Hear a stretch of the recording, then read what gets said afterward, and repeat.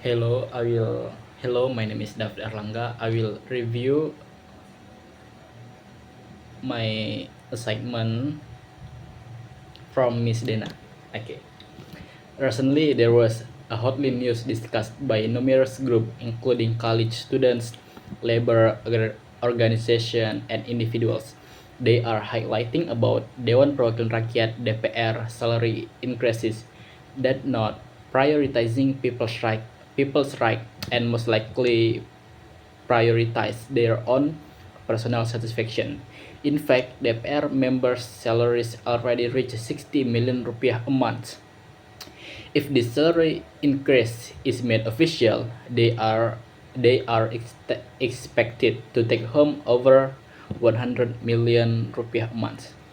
This contrasts with the average Indonesian citizen's monthly salary only 2 to 3 million rupiah. Not only the issue of salary that makes public furious, but also the arrogant response of DPR members that trigger public anger. One of that bad response came from Ahmad Saroni. He is DPR members. He said that someone who once dispersed DPR was stupid. This immoral remark once again fueled public anger. In August, specifically on August 25, 2025, a public demonstration happened in front of DPR building in Jakarta. Thousands of people dissatisfied with the DPR salaries increase also doing similar action in various regions. The protesters refused to be dispersed by police until their desires were heard by members of DPR. However, this never happened. The protest continued until a fatality occurred. A driver of ojek online named Afan Kurniawan got hit by a speeding Brimob vehicle. This accident occurred at night. Afan, who was demonstrating, didn't notice the Brimob vehicle speeding from behind. The vehicle that hit Afan immediately left the accident. According to media reports, there were 7 people inside the vehicle. Finally, the 17 plus 8 demands appear. These demands contain about public aspiration for the current government. Those demands consist of 17 short-term demands and 8 long-term demands that directed to Indonesian president, that is Prabowo Subianto. Some of the influencers who post the post were Jerome Pauline, Andovi Dalapes, JS Khairan, Kania Cita, Fatia Izati, Salsa Erwina, Huta Gulung, and Abigail Dimuria.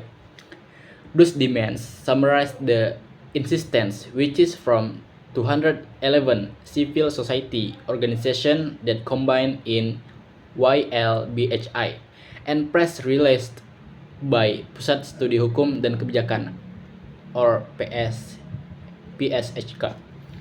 If these demands are rejected, the demonstration will continue and there is a possibility of a repeat of the event of 1998.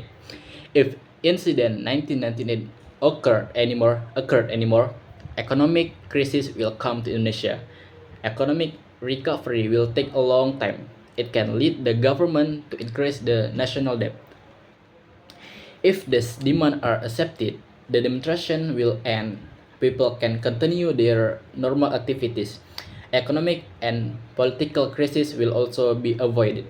Accepting these demands require extensive discussion between community members and the government. We must pressing the government in order that they immediately implement these demands. My hope for the future is that Indonesia will be a nation free from corruption, with a government led by honest people with integrity. The golden age of Indonesia 2045 already here. Let's work together to build this country, creating a safe and peaceful nation so we can live here until we grow up. Indonesia is great, Indonesia is strong. The demonstration also caused several universities, including Universitas Sumatera Utara, to transition to online learning. This way to avoid any potential disruptions that would occur if the learning process were conducted offline. The university was concerned that security force would search the campus and arrest students engaged in discussion. The online teaching and learning process certainly presents obstacle for both lecturers and students. Network quality and learning media are also hindering factors. If a student's internet connection is unstable, they automatically miss out on material presented by the lecturer. The same applies to learning media like Zoom.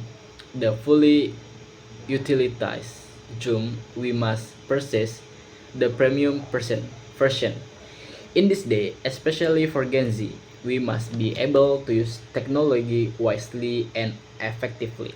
We can protest not only by taking to the streets but also on social media platforms like Facebook, Instagram, Twitter, and TikTok. We can criticize government policies that violate people's rights. The Indonesian government, which always welcomes to public opinion, will thoroughly understand. I hope I can complete my studies smoothly and without regret. When I was in high school, I regret spending 3 years without achieving anything. Perhaps at the time my mindset hadn't developed yet, but now I feel like my mindset has evolved a bit. I also once read a book that said, make something. No one will pay attention to your resume. They want to see what you've made with your own hands. After reading the sentence, a feeling of enthusiasm immediately burned within me to create something while in college. Perhaps another purpose of writing this essay is to find candidate for Olivia. That's just opinion, Miss. Sorry and thank you.